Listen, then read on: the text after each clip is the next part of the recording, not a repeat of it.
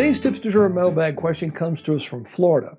Robert, I have small kids and I'm worried about them getting into danger in my shop. Have you got any suggestions to help prevent this? Alan in Florida.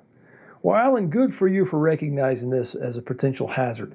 This is something I take very seriously. In fact, when my kids were smaller, I would even wake up in the middle of the night thinking, gosh, I got to keep the kids out of the shop. That could be a very serious situation if anything went south on you. So here's a few things you can do.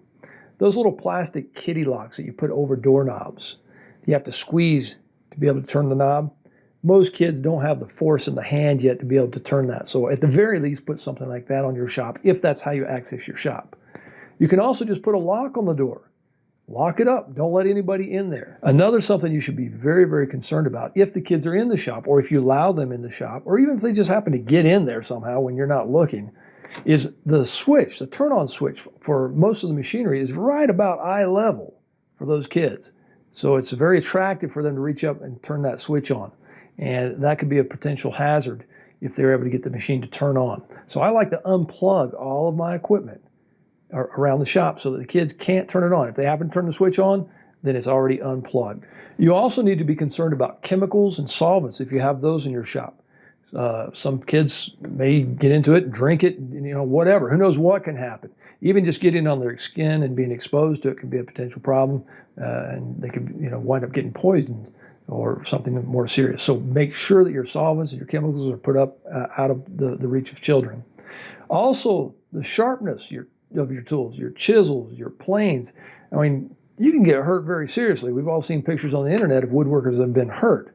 So make sure that you lock your cabinet doors or your drawers, if that's how you store your tools, or keep them out of the reach of the children because those things are very sharp and can be very hazardous. Now, my kids are a little bit older now, but even as they were growing up, we had a set of rules in my shop. And my daughter even wrote these down here for me. Dad's tool rules. For example, don't touch them, don't borrow them, don't move them, and don't even look at them. And my daughter made this for me as a reminder, I guess, for herself and for me, that got to keep track of all the tools. Nothing worse than needing your tool, and your kids are old enough now to know the safety issues, but they go ahead and borrow the tool, and now when you need it, you can't find it, or it's not in the condition you need to use it. So, Dad's tool rules.